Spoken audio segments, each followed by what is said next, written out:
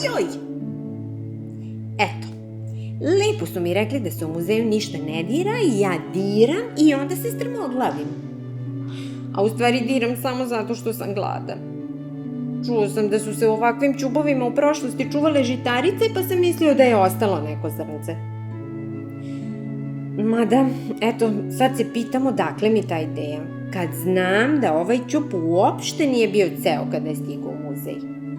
Njega su doneli arheolozi u delovima i onda su konzervatori i restauratori sastavljali te delove kao kad se sastavlja neka baš teška puzla. Morali su čak i da naprave deliće koji su nedostajali. I to uopšte nije lak posao. Ja sam jedva naučio i da kažem te dve reči. Konzervacija i restauracija. Ili kako konzervatori kažu, mi predmetima vraćamo stari sjaj i čuvamo ih od propadanja. Pa, onda je u redu da se u muzeju ništa ne dira rukama.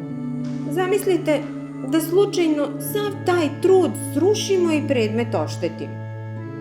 Neću onda ni ja dirati. Odoh sad.